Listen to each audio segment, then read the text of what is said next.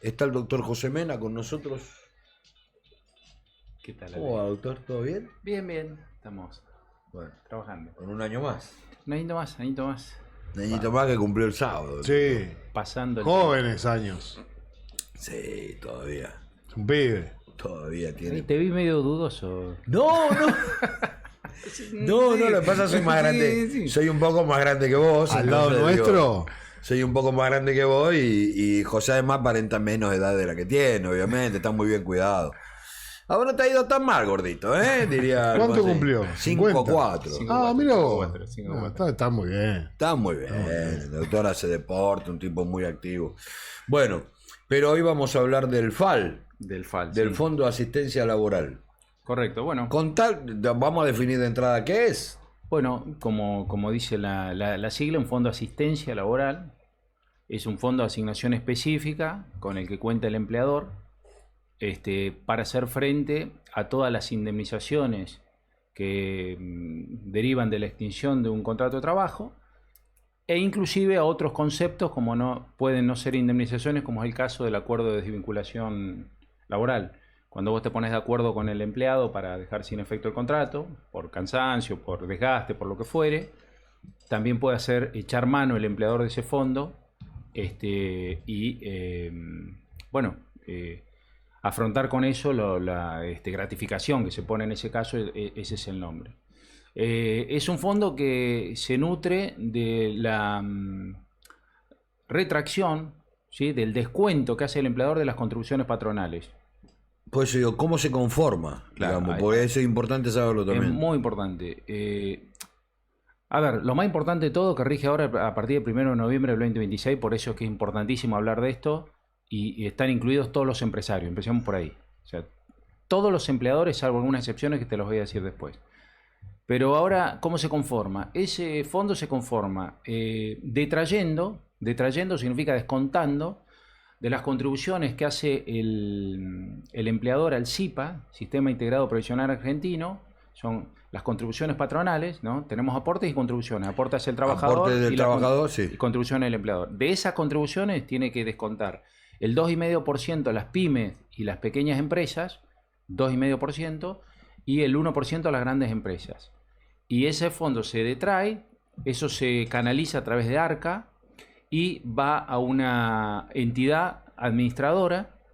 Esas entidades administradoras son designadas por la Comisión Nacional de Valores, y ya hay algunas entidades que están empezando a ofertar el servicio. Algunos bancos. Ajá. Hay bancos que ya están mandándole a sus clientes. Pues mucho dinero. Es mucho dinero, sí, se habla de 2.500 millones de dólares anuales. Inclusive el aporte parece poco, pero en breve yo hice un cálculo ahí que te lo voy a hacer una referencia porque muchos me consultan eso. Bueno, ¿cuánto tiempo voy a tener para el FAL? ¿Qué sé yo? Bueno, pero en definitiva, se descuenta de las contribuciones que tiene que hacer el empleador y a través del ARCA se canaliza eso a ese fondo. Es un fondo que es inembargable, que otra de las consultas que me hacían es de quién es propiedad de ese fondo. Claro. Bueno, en realidad es un fondo que es de propiedad del empleador. Si bien hay algunas dudas, yo concluí eso. ¿Por qué? Porque en determinadas circunstancias el empleador se puede hacer de los fondos. Sí. En principio no, en principio son un fondo de asignación específica Que queda ahí. que queda ahí. Pero hay algunas circunstancias previstas por la normativa que pueden ser discutibles desde el punto de vista judicial, que hacen que el empleador se pueda recuperar esos fondos. Por ejemplo, te voy a preguntar el ejemplo de entrada. Sí. Es la extinción de la empresa. Exactamente. Ese es uno de los suponete que la empresa se extinga desde el punto de vista de qué. A ver, que vamos a ponerle el mejor. Vamos a poner un ejemplo. A ver, sin daños. ¿A qué me refiero? La empresa deja de prestar servicio, ¿por qué? Porque los 4 empleados que tenía, era una pyme, los 4 empleados que tenía se jubilaron. Sí, correcto. Y él dijo: cierro la puerta de la empresa porque también me retiro, y hemos llegado al final del contrato laboral en el cual los trabajadores se jubilaron y yo también me voy a jubilar. Entonces, ¿la guita esa dónde va a parar? Vuelve a manos del empleador. Vuelve a manos del empleador, exacto. En ese caso es uno de los casos previstos. Otro de los casos previstos es cuando tenés más de 6 meses sin empleados. aunque la empresa no cierre. Claro, Claro. porque podés no tener más empleados también. Exacto. Es otro de los supuestos. Después otro de los supuestos en caso de... La ley habla de quiebra, pero yo creo que hay una mala práctica legislativa, como llamamos nosotros, hay un error ahí, porque cuando es una quiebra realmente, quebrada, claro, hay un desapoderamiento del patrimonial. Entonces yo creo que hace referencia al concurso, o sea, el empleador se presenta en concurso y hay todo un mecanismo para recuperar esos fondos.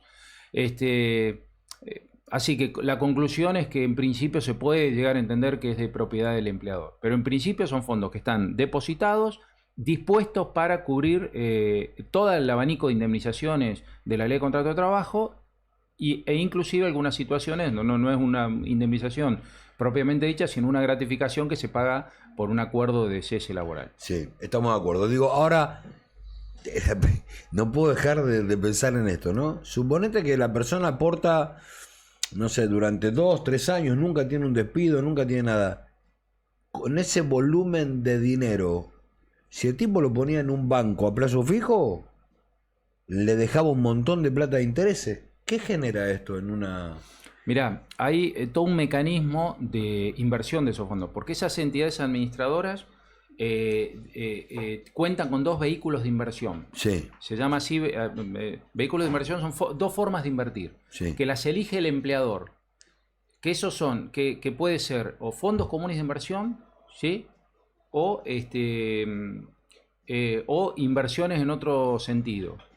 Y así todo, ahora el 11 de agosto salió una reglamentación, una reglamentación 1276 del 2026, que establece en dónde pueden invertir eso, que pueden ser depósitos bancarios, fondos comunes de inversión o comprar deudas del Estado.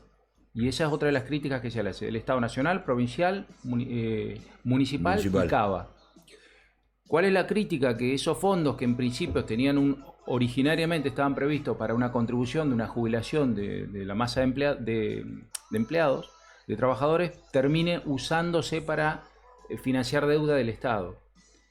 Bueno, hay toda una cuestión. Y es complicado. Claro, hay toda una cuestión ahí que hay algunas. Lo que pasa es que el críticas Fondo sobre Común ese de Inversiones, por ejemplo, jugar es como jugar a la ruleta. Podés ganar o podés perder. Claro, porque... ¿Qué pasa si pierde? Digamos, porque en definitiva, si yo soy el dueño de la plata, la pongo en un plazo fijo, sé que no pierdo nunca, porque ganaré poco de última, pero perder no pierdo. Ahora, en un fondo común de inversiones, la plata es una ruleta, ¿viste? Bueno, hasta ahora, todas las reglamentaciones que han salido, es decir, esto nace con la 27802, la Ley de Modernización Laboral, después vino un decreto reglamentario que es el 408 del 2026, y después está la reglamentación que es la disposición 1276 del 11 de agosto, hace unos días atrás. De todo eso, hasta ahora no hay una garantía, no es se habla. Es complicado, entonces. Claro. Lo que sí, el 1276 lo que establece es un límite de inversión. Y ese límite de inversión ronda entre el 15 y el 20%,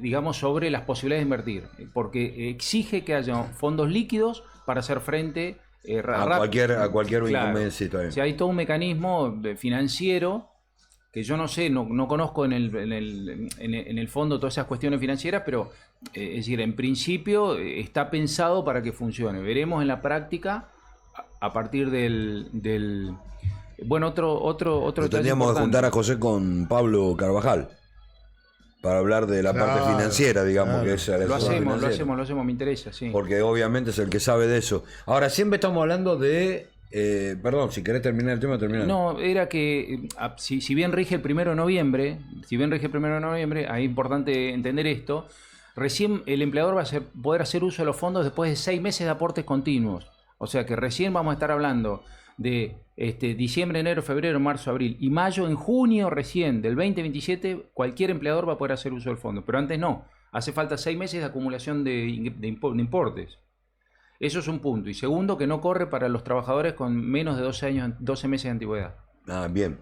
Eso es lo que te quería Porque lo que siempre estamos hablando de, o estamos, capaz que en la cabeza de la gente, o en nosotros mismos está el supuesto de que una persona trabaja 5 o 6 años, que están los aportes determinados y que está todo listo, entonces el tipo un día se desvincula, entonces tiene su indemnización.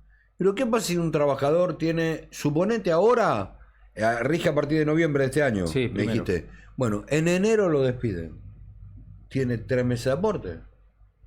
No, si en el caso que el empleador no haya aportado más de 6 meses, que en realidad es la única forma, porque como nace en noviembre, sí o sí en junio recién. O sea que en junio recién. Si Recién. no, va por la ley, va por lo anterior. Claro, en realidad, a ver, esto es importante aclarar porque hay muchas confusiones también en las redes sociales a veces cuando se habla del tema. No sustituye el otro sistema. Bien. La obligación de indemnizar sigue siendo la misma. Sigue siendo la misma y es a cargo del empleador. O sea, el tema es de dónde saca la plata. Exacto. Lo que puede hacer el empleador es usar esos fondos O para sea que pagar total o parcialmente. no modifican nada si a un tipo lo echan en enero, en febrero o en marzo del No, año nada, que viene. nada. O en diciembre del año que viene, no importa. O sea, el menos perjudicado, lamentablemente el perjudicado es el trabajador porque pierde el trabajo.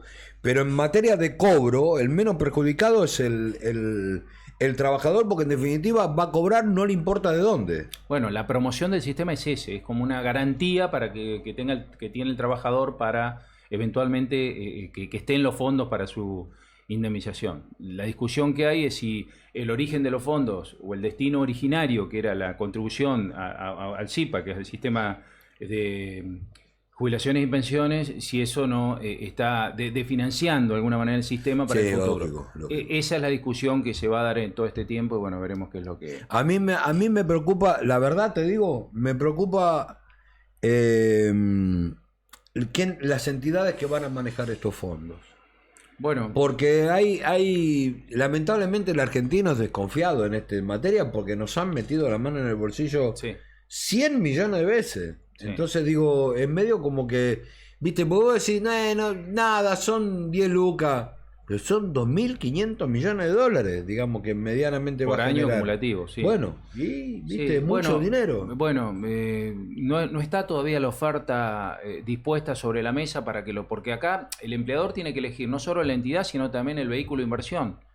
Por eso... ¿Y qué respaldo tiene? Porque digo, no aparece Mena, Polizo, Cochán, una sociedad tripartita que dice nosotros podemos administrar los fondos. Porque va a haber de eso, va a haber quien arma una empresita, Sí, ninguna que es duda. amiga de un amigo Seguro, sí. y que va a administrar los fondos, porque pasa en la AFA, pasan TNT, digamos, ¿no? Pasa en todos lados. Distinto es si vos me decís, che, es el Banco Nación, porque de alguna manera tiene el respaldo del Estado, ¿viste? ¿Qué sé yo? Se me ocurre a mí, ¿no? Digamos. Sí, hay un respaldo indirecto porque una de las vías de inversión son depósitos bancarios. Entonces ahí sí en el depósito bancario va a estar la reglamentación que tiene el respaldo del Banco Central. Pero en otro tipo de vehículos, lo que por ejemplo, bueno, la deuda del Estado también se entiende que de alguna manera... pero y tiene bueno, respaldo, pero sí, igual, pero todo relativo. el Estado después te dice, te doy bonos al 2050. Correcto, sí, Y vos decís, flaco, ¿qué hago? Capaz que me muero antes. Que ya ha pasado igual. Sí, obvio. Y también ha Por pasado eso. con los bancos. De hecho, lo hemos vivido juntos. Ha pasado con los bancos. Vos decís, invierto en banco Pendorchin. Bien. Y Pendorchin un día cierra la persiana, se queda con los fondos de la gente. Y Pendorchin resultó ser que era una subsidiaria de una empresa de Holanda. Y vos decís, viste, hasta que descubrís todo el descorrimiento de velo, el famoso... claro, hasta que descubrís la empresa madre, se te va la vida. Y sí, es así. Bueno, Tengo por eso. algunas preguntas. Bueno. Una de las preguntas era de quiénes son esos fondos, que ya Bueno, lo contestaste. Claro, Y sí, sí. Podríamos entender que son Viste del que la empleador. gente está preocupada por lo mismo. ¿Qué va a pasar con mi jubilación dentro de unos años? Bueno, es lo que hacíamos referencia recién. Hay quienes están sosteniendo que se está desfinanciando el sistema a futuro, más con los problemas que estamos teniendo hoy con las jubilaciones, con la falta de fondos para hacer frente a las jubilaciones o eventualmente un aumento de las jubilaciones. Eso puede ser una pregunta difícil de contestar. Hay otros que defienden diciendo que en realidad el sistema técnicamente no se financiaría porque debería aportar el Estado lo que se trae a través de este sistema del Fondo de Asistencia Laboral. La verdad que es una pregunta difícil. Yo no. Lo que pasa que lo que te pregunta el oyente y lo que responde José, los dos tienen razón, pero digo, el sistema de jubilaciones está deteriorado hace más de 20 años. que los jubilados... Bueno, a ver, chicos, esto es la época de... No nos acordemos o no nos olvidemos de Norma Pla llorándole a Cavallo, y Cavallo llorando porque él tenía también, iba a ser un abuelo, y los dos llorando por el tema de la jubilación que cobraban los pobres viejos, pero ninguno le solucionó el problema. Siempre la jubilación fue menor al costo de la canasta básica, y siempre el Estado metió... El problema es los que meten la mano donde no la tienen que meter. Eso por un lado, y por otro lado, no nos olvidemos que hay más del 40% de trabajadores trabajar en negro. Claro, que no están registrados. Claro, que no aportan. Que yo tengo una solución para eso. ¿Ah, sí? Sí. Ah, bueno. Bueno. Porque todo el mundo dice cómo se soluciona. Yo creo que es muy sencillo. Creamos una aplicación, creamos un sistema informático donde el trabajador haga una denuncia. Tendría que ser anónima para que no haya una represalia directa del empleador, e inmediatamente se establezca un mecanismo para que haya una inspección. O sea, el trabajador que está en negro denuncia rápidamente con un sistema una aplicación, e inmediatamente crear un sistema para que vaya a una inspección podría ser la Subsecretaría de Trabajo, el Ministerio de Trabajo, verifica y automáticamente de oficio impone la registración del trabajador. Y después que se genere un mecanismo al empleador para defender si eventualmente hubo o un abuso de alguien, o una equivocación, un error o lo que fuere. Pero ya está registrado. Es decir, hay una forma de hacerlo, hay un mecanismo de hacerlo. Yo creo que esa es una solución. Por supuesto que hay que pulir algún detalle. Sí, obvio. Pero es una forma que drásticamente para mí bajaría la cantidad de... El porcentaje. El porcentaje. Ampliamente, porque habría quien no quiere denunciar porque tampoco le conviene. Bueno, no lo sé. Pues siempre hay gente que no más quiere... Más allá que hoy rige un sistema parecido en el sentido que podría hoy acá venir la Subsecretaría de Trabajo, golpear la puerta, pero claro, pero si no hay una denuncia, si no hay un mecanismo armado para que eso funcione mecánicamente, es muy difícil, porque la Subsecretaría no tiene capacidad operativa para estar por todo el mundo. No, entonces, lógicamente. Entonces hay que crear algo, hay que ayudar con algún mecanismo para que eso se porque pueda... lo que se ha inventado hasta ahora, que en algún momento se puso en práctica, no me acuerdo en qué momento, y duró lo mismo que nada, que es, si vos registrás al trabajador, de entrada, durante 6 meses, el Estado te hace el aporte de todo lo que tenga que ver con las contribuciones y demás. Así que a vos lo único que haces es pagarle el sueldo, que es lo mismo que le venía pagando. La diferencia es que todos los aportes y contribuciones y demás te los pagaba el Estado. Esa es una forma también porque a vos durante 6 meses te da el oxígeno para acomodarte, saber, por ejemplo, si es un trabajador nuevo, si te sirve o no te sirve. ¿Qué sé yo? Porque, a ver, siempre nos miramos mal al empleador, porque dice, tiene rotación de personal, porque lo tiene 6 meses y lo echa, o lo tiene en tiempo de prueba y lo echa. ¿Por qué no miramos también un poco al trabajador, que muchas veces es abusivo con el sistema, de esperar a estar registrado para tirarse a chanta o no laburar o empezar a meter certificado médico, y que vive de la industria del juicio? Y que vive despedido, digamos, en forma permanente, o no es tan eficaz como creíamos que lo era. ¿Por qué no? No, sí. A ver, yo en mi experiencia, que es bastante, 31 años ya cumplo este año de ejercicio profesional, yo lo que noto que hay situaciones que son excepcionales, pero que pueden ser abusivas de ambas partes. Hay empleadores que no son buenos empleadores, como exige la ley de contrato de trabajo, que nos pide que seamos buenos empleadores y buenos empleados, buenos trabajadores. Y también hay mucho abuso de los, en algunos casos excepcionales, de los empleados y trabajadores. Bueno, por eso se reformó todo el sistema. Por ejemplo, uno de los puntos más centrales sobre este tema puntual era el de los certificados psicológicos emitidos livianamente y sin un criterio, digamos, veraz. Esa es la realidad, por eso se modificó todo esto, ya lo hemos explicado acá digamos, ¿Vos todo. tenés una empresa aparte del estudio jurídico, tiene una empresa de control? Claro, sí, nosotros hacemos el control de las certificaciones de autenticidad de firmas, que sea real, verificación, y además hacemos todo el procedimiento de juntas médicas y todo eso, sí. Porque digo, ¿hay mucho abuso de eso? Sí. Sí, bueno, ahora con la nueva normativa eso debería caer un montón, porque como La empresa tiene que conocer todo esto, pero si lo conoce, sabe hoy, digamos, que puede rechazar un certificado que no esté emitido digitalmente, que el médico que lo emite tenga la misma especialidad de lo que está Pero diagnosticando. perdóname la ignorancia, ¿no? Porque obviamente para eso estoy para preguntar. Pero yo tengo un médico, por ejemplo, íntimo amigo mío, Roberto D'Angelo, que es mi médico de cabecera, a quien le mando un cariño muy grande. Él me hace todo digital, ¿sí? Hay cosas que no se pueden, por ejemplo, un parche que tuve que comprar la última vez, o un medicamento determinado como el tramadol, o que es, digamos, un derivado de la morfina o la pregabalina. Con eso no hay tutía, sin receta no comprás en la farmacia, no comprás. Y por más que vaya con la receta digital, no comprás. Si no comprás con la receta en papel, parece medio antiguo, pero no comprás. Pero si un certificado médico, suponete que él me hace un certificado médico o un médico privado te hace un certificado médico digital, es muy fácil de truchar. Bueno, Un certificado digital me lo dejás a mí 2 minutos, te cambio la fecha, te cambio el nombre, te cambio el diagnóstico, te cambio... pero lo que pasa y es la que firma sigue siendo la del médico. ¿Cómo corroborás que ese certificado, dónde lo corroborás? Bueno, lo que pasa es que la reglamentación prevé esa cuestión y establece que tiene que tener un QR en el cual vos tenés que escanear ese QR y de ahí vas... y de ahí tiene que aparecer toda la información. El registro, claro, está bien. Tiene que estar toda la información, digamos, coherente, congruente. Igual que la que me presentaste. Exactamente. Bueno, lo mismo pasa con los carteles de discapacitados, ¿sabías eso? El cartel que yo tengo en el auto de discapacidad tiene un QR. Y cuando vos escaneás ese QR, te sale el número de patente del vehículo, quién es el titular. Claro.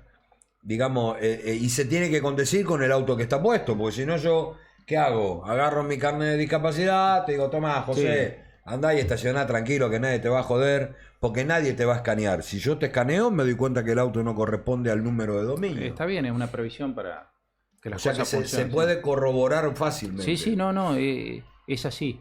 Te aparece con el escaneo de cualquier equipamiento informático celular, ahí aparecen los datos y con eso uno verifica enseguida que sea auténtico. Después puede discutir, perdón, ya que estamos con este tema, ya lo hemos explicado muchas veces, pero viene bien reiterarlo. Después uno puede hacer el control de médico del diagnóstico, porque tal vez un médico está bien. Emite un certificado por 6 meses por no sé, una cuestión que tal vez en 15 días se solucionaba, entonces el empleador tiene el derecho a hacer el control. Está bien. De eso. Pero a ver, sabemos que el certificado es real, lo que dudamos es del diagnóstico. Sí, correcto. Entonces de ahí en más se puede abrir una junta médica, no sé, lo que sea. Es todo un procedimiento. Está bien, pero ese procedimiento es posterior. Lo primero es escanear y saber que no hay, digamos, así que si va a truchar un certificado, no lo truche porque hay manera de darse cuenta de qué forma. Yo te lo pregunté a propósito porque digo, ¿de qué no sabía que venían con QR? Mira, nunca miré el certificado. No, lo que pasa es que es todo nuevo. Como yo estoy, no, pero como uno no está en ese, la verdad, como uno no está en esa jugarreta, a mí mi médico me da, bueno, aparte no tengo a quién presentar, aquí se lo voy a presentar yo. Claro. Digamos, yo porque cuando estoy enfermo le aviso a Cochán y le digo, che, no voy a ir a laburar. Claro. Digamos, lo único que puedo hacer, pero a lo que me refiero es cuando que las recetas también deben de tener QR, yo no tengo ni idea, digamos, ni me fijo en eso, porque como no estoy en la trampa, digamos, uno no se fija en esos detalles. 2 preguntas antes del cierre, Dele. por favor. Tengo un solo empleador, igual tengo que hacer el aporte. Un solo empleado. Un solo empleador puso acá. No, debe ser un solo empleado. Sí. Y debe ser Debe ser un solo empleado, sí. Sí, como hacíamos referencia hoy, pero de paso lo vamos a aclarar. Por eso es muy importante conocer esto, porque rige para todos los empleadores del país, aún teniendo un solo empleado, con las únicas excepciones de empleo público, casas particulares. Un solo empleado, acá me puse un solo empleado. Claro, que es lo que llamamos servicio doméstico. O sea, el empleador que tiene una persona que trabaja en su casa con la asistencia doméstica, ese no tiene que inscribirse. Régimen de la construcción, que ya tiene un sistema parecido, el fondo de cese laboral, que de paso te voy a aclarar una cosita rápido después, el fondo de cese laboral, y los trabajadores que tienen menos de 12 meses. Esos son los 4, porque dijimos que el fondo sirve para los trabajadores que tienen una antigüedad determinada mayor a 12 meses. Te aclaro cuando hablabas de la empleada doméstica, ¿el cuidado de personas también? Sí. Entra dentro del mismo rubro. Entra dentro del mismo rubro, Perfecto. sí. Está todo regulado por la misma ley.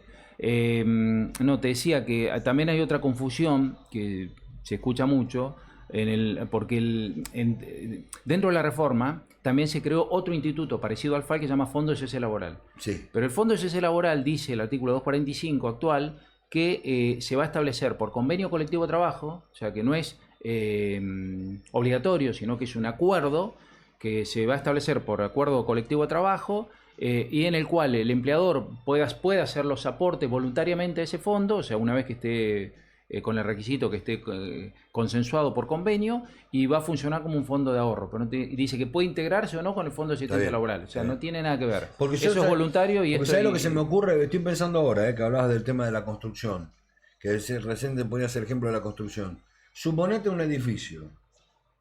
Está planificado en cuanto en que se va a construir en un año. O una casa, 6 meses, porque casi es mentira, no vaya a creer que en 6 meses le construyen acá, pero póngale. Pero poner un edificio como el Aura que está ahora acá, un año, en un año va a estar construido. Y el trabajador trabaja por un año para esa empresa y después se va a laburar a otro edificio. Bueno, o sea, no tiene relación de dependencia directa, digamos, tiene, pero durante un año. Claro, bueno, ese es el fundamento del Fondo de Cese Laboral, por eso, porque es el inicio de una obra y la culminación de la obra. Tiene inicio y culminación. Claro, ¿no? pero eso también rige en el régimen privado, también lo hemos explicado acá. Lo que pasa es que hay un desconocimiento, eso todo un tema de modalidad de contrato de trabajo, lo hemos hablado, pero podemos aclarar.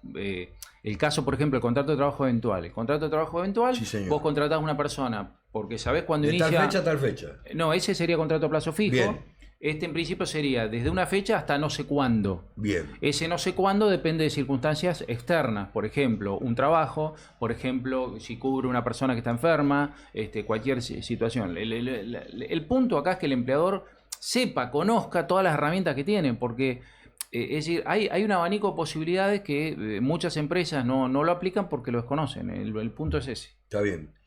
Se me ocurren cosas, ¿viste? Por ejemplo, un tipo que decide fabricar, no sé, chulengos. Entonces contrata un herrero, pero no sabe cuándo va a terminar de hacer 1000 chulengos. Entonces el tipo contrata, pero contrata por un plazo abierto, porque no sabe que arranca hoy, pero no sabe qué día termina. Exacto, ese es un ejemplo concreto de lo que podría ser un contrato de trabajo eventual, que tiene una característica muy importante, que no requiere preaviso y no se indemniza. Por eso hay muchas herramientas que tienen que saber todos los empleados. A la mano de todo el mundo, pero que exactamente, que no las conocen. Claro, que no conocen. Y bueno, por algo somos empresarios, yo entre comillas, con Cochan, pero digo, y no abogados. Otra pregunta de este mismo oyente dice, ¿cuándo voy a poder hacer uso del fondo para pagar una indemnización? Bueno, eso lo habíamos aplicado. Después, una vez que se acumule 6 meses de aportes consecutivos, y siempre y cuando el trabajador que quiere indemnizar tenga más de 12 meses de antigüedad. ¿Está? Bueno, Gracias, José. Gracias, Vale.